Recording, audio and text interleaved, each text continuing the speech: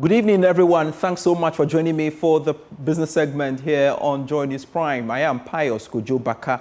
Economic and fixed income analyst Kweku Akokumson's update, the $360 million from the International Monetary Fund will go a long way to improve liquidity in the market and help stabilize the weakening CD in the near term. He believes although the FX buffers will be strengthened, the Bank of Ghana has a greater role to play in complementing the expected gains. Akokumson was reacting to the CD's loss in value of 3.88% to the US dollar last week on the spot market.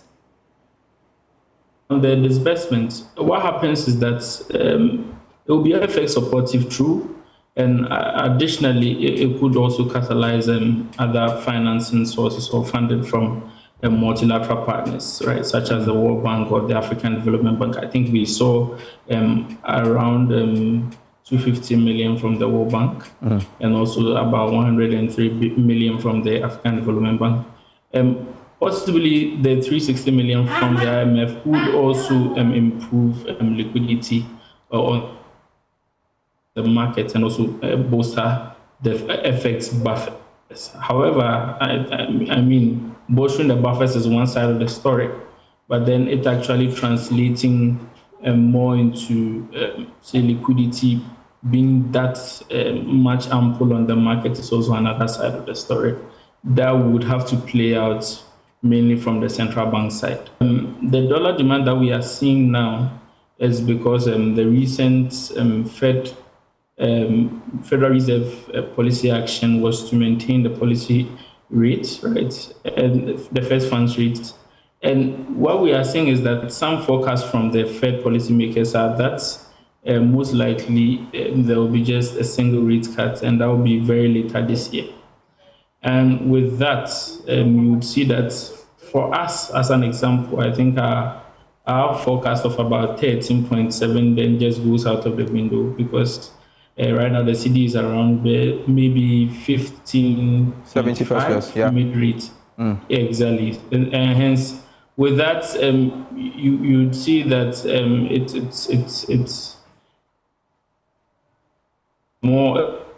the more downside figure really is something closer to maybe the current levels or maybe a bit worse. However, as I mentioned, we look forward to how the central bank would stay to their commitment, as the governor mentioned, that they have the funds available to step in or intervene in the market if necessary.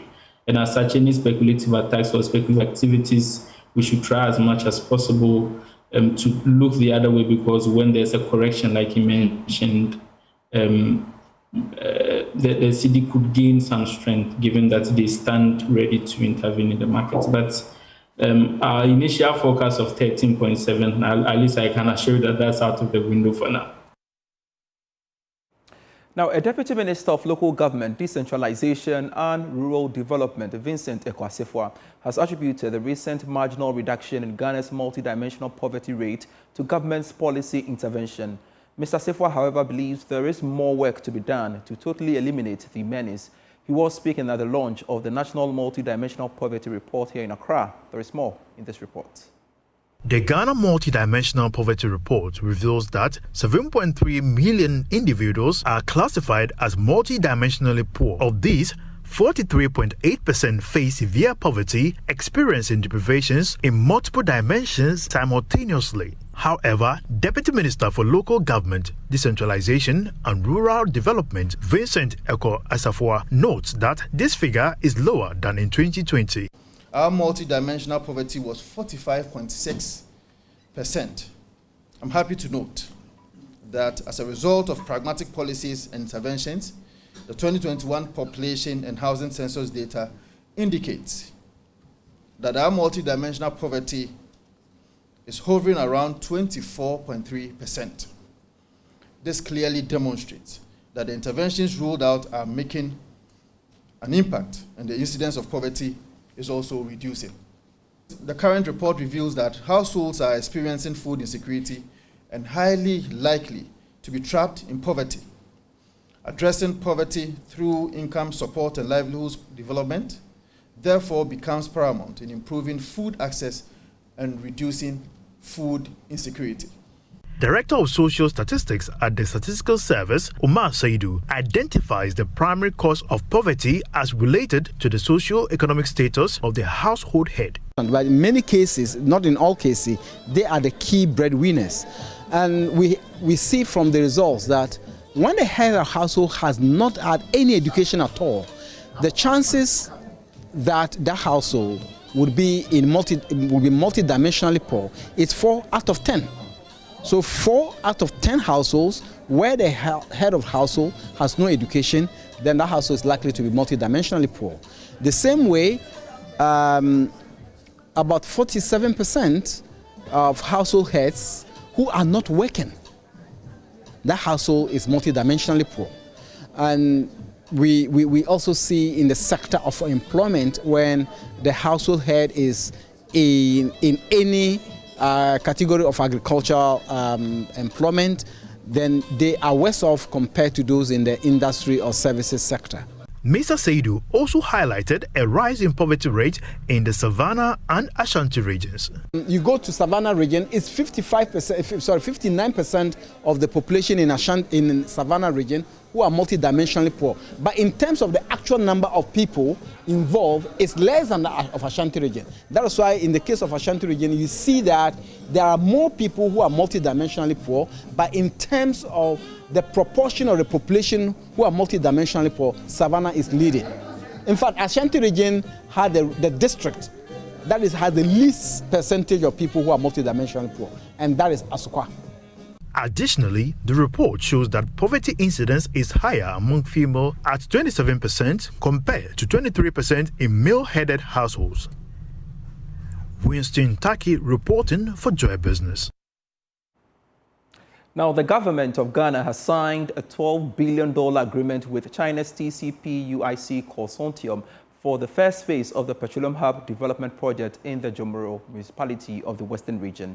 The project is expected to create 780,000 direct and indirect jobs and also transform the downstream petroleum sector in Ghana across Africa. Now, this agreement made between Ghana's Petroleum Hub Development Corporation and China's TCP-UIC consortium is part of a broader $60 billion investment by the Ghanaian government to transform the energy sector. There is more in the following report. Divided into 3 phases, the first phase costing $12 million and spanning the next 4 years will include constructing a state-of-the-art refinery with a capacity of 300,000 barrels per day, a petrochemical plant, a 3 million cubic meters of storage tanks, and the development of a jetty and port infrastructure. The signing ceremony included key sector stakeholders and traditional leaders from Nzemaland. Chief Executive Officer of the Petroleum Hub Development Corporation, Charles Owusu, stated that the project, when fully operational, will enhance energy security by complementing the existing refineries in Ghana and across the continent. When this project is operating at full capacity, it will rather complement and not compete with fully functional Tema Oil and Senti Oil refineries, Dangote's refinery, and all other refineries dotted across African continent to help meet our energy needs. Additionally, it is to help Ghana sustainably explore her numerous hydrocarbon deposits for jobs, energy, revenue, and further integration with the global economy and development without turning a blind eye on the ongoing global energy transition effort and climate change. The Minister of State Enterprises, Joseph Kujo, explained the funding mechanisms of the project. It is a Ghana government securing land, 20,000 acres land space in the Jomoro district, and that has been done. And a Ghana government establishing a functioning institution like the Petroleum Hub Development Corporation, that has been done and staffed. And a Ghana government and PADC signing lease agreements. You know, PADC, the land is vested in the PADC. So signs lease agreement with investors who come in and establish the components, the refineries, the petrochemical plants, the storage tanks, the pipelines, and everything. So the first leasing agreement is what we witnessed. So it is like you have an anchor tenant who you have signed an agreement with to come and develop. Once they hit the ground and start development, the other investors will come in with their money. The Minister of Energy, Matthew Opoku Prempeh, tasked environmental regulation agencies to ensure strict adherence to protocols, ensuring local communities benefit fully from the project. We have to find a way of making sure our natural resources God has given us, we don't let it go to waste. And at the same time, not to degrade the environment as we are doing that. So and the Petroleum Commission has been leading the charge to make sure health and safety issues and environmental issues in the oil and gas industry is dealt with. The MPA, Petroleum Commission, and the Ghana Standards Authority have also taken care of one thing that I'm going to talk about, and that is physical measuring or physical measurement. You know, you can take as much oil as you have, but if you can't count 1, 2, 3, how much you have taken out, maybe the people of Jomoro will not get the development that the people of Obuasi never got because they took so much gold and we couldn't count our resources. We have to be able to count our resources. On his part, President of the Western Regional House of Chiefs, Awulai Angamatu Ejan II, assured their support for the transformative project. And I want to assure you that as the paramount chief of Jomoro District, anything that I and my chiefs and people, you see a lot of them who accompanied me, we give you our assurance that we will help you to let the project take off. Covering over 20,000 acres in the Jomoro municipal area of the Western region, the privately led Petroleum Hub will secure investment and develop key auxiliary infrastructure. This project is expected to create numerous jobs and aims to increase Ghana's GDP by 70% by 2036. For Joy News, Carlos Galoni, Accra. Cattle sellers at the Techiman Animals Market have bemoaned poor sales of their cattle this Eid season. They attributed the low sales to the harsh economic conditions of the country and the high exchange rates of the CFA compared to the Ghana cedi. They are therefore appealing to authorities to intervene. Anas Sabit visited the market and has come through with his reports. The current economic hardships across the country has taken a toll on all phases of the Ghanaian economy, including cattle business here at the Techiman Cattle Market. As Muslims across the globe mark the Eid al-Adha festival, which is known as the Feast of Sacrifice, we take a look at the sales of cattle here in Techiman and how the high cost of these sacrificial animals is affecting this year's Eid al-Adha festivities. But as a Jano, Omunshada and Tom Wano, Mono Guho, Bibrino, we have boys here, no one with 7,000, so I won't talk. Into a system is scanning you, and I mean, so if you are on the Quabantina, if you ask us, what can I see? I include references, but one of the other Omuntom Monocra. These sellers say this year's sales has been terrible compared to same period last year. This year, yeah, man. I feel like women can bear 5 at least for a one. And I'm a boy. I did say when you can bear the Corona. Yeah, again, our person opening to say that. After last year, there was a monomoto essence this year. Last year, the almost this year, the Monto. Wow, here, I wasn't one as is already doing the They attribute the low sales to the current economic hardship across the country and appeal to authorities to intervene. This year, the Encocra because Oman Wadi, the Urania, Boy de Mabana, Bakokra Nuaco, who say, so they are Baba beside Nakofi and Nakoto, Nina, a Kamunuka. Others also believe that the exchange rate of the CFA is partly contributing to the high cost of these sacrificial animals, which is adversely affecting sales this year. If you go to Dubai, there are other Francophone countries coming there, and their currency, the CFA, no? If they convert to the cities, they have more plenty money than us. Have you seen? So if you are going to compete with them to bring the cows here, you have to add more money to your own. Have you seen? Before you can bring the cows here. That's why the prices are increasing like that. Abu Ismaila is here to buy a sacrificial animal for the Eid. He sees the high cost of these animals means he's unable to get one even with 5,000 Ghana cedis. In terms of the pricing, very, very expensive, because an animal that we bought last year around 2,500, now it's hovering around 7,500. So you can see the increment. So it's not easy. My anticipation was that like 5,000, I should be able to get one. But when I got here, the information is that 5,000, you cannot even get one. So the least you can get is around 6,000, 6,500, and then 7,000.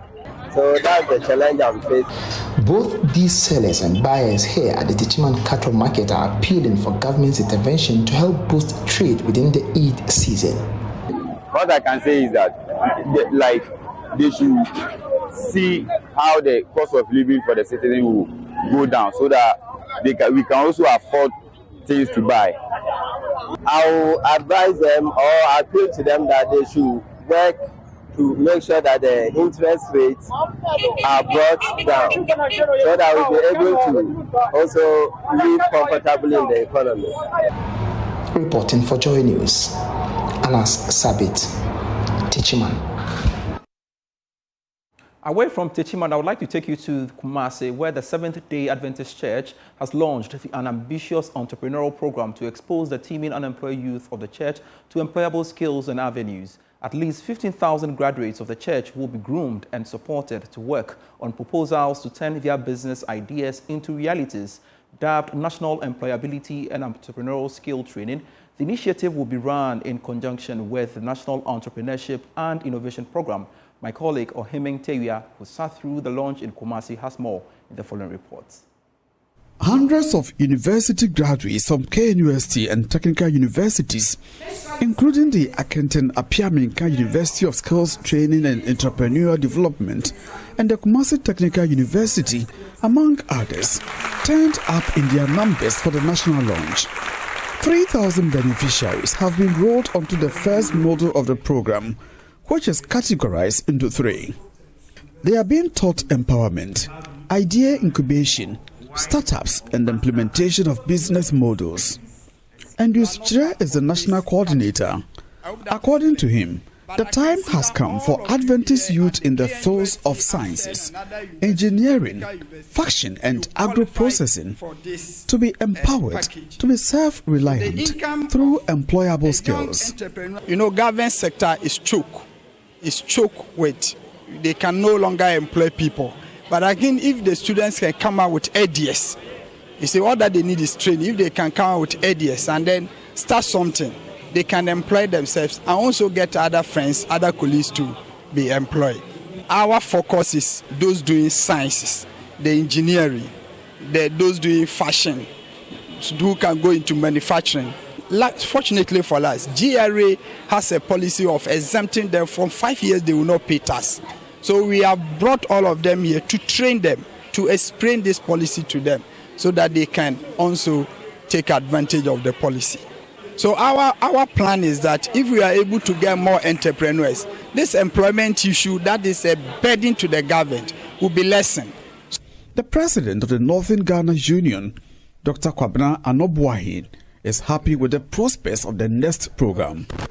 He insists the program will succeed in catering for the youth who form the 80% of membership. These young people who have finished college, who have learned trade, they must get a job, they must be employed. And therefore, if all these young people get employed, the church stands to gain a lot. They'll be able to cater for themselves, for their families, for the church, for the community and the country at large. And therefore, if this thing succeeds and it sinks deep into the mind, the church, the country stand to gain a lot. Director of Business Support and Policy at the National Entrepreneurship and Innovation Program, NEP, Franklin Owusu-Kakari, a keynote speaker, wants beneficiaries to take advantage of opportunities available to the youth at NEIP and the Ghana Economic Transformation Project, among others. The Youth Start and the Yes for P project, which is under the support of the World Bank, which we are, all the things has set for us to begin. You know, GEA, our sister agency, began a portion last year. We will also continue a portion this year to ensure that tailor-made supports are given to the young people of this country. You know, most of the support systems from even development partners, a lot of them are circulating online. A lot of them are on the nets. But most of these young people are not searching for them. So they think that, oh, and you know, if you are not informed, you are deformed. So we are urging them that they should use their phone wisely. When they get a phone, they should just Google, they should just search what are the funding support for young people in Ghana, in Africa, and then a number of them will pop up. And you can be able to say how you can apply. Meanwhile, some participants at the launch have been sharing their experiences with Joy Business. I've been so inspired that our church has thought it twice, that as the youth coming up, there's a way to create employment for us so that even after school we can work for ourselves. My take home will be that opportunities are available for all of us, and that will be that there's a chance for me to start up my own business if I want to, and to make it big. Joy Business, Oiminteria reporting.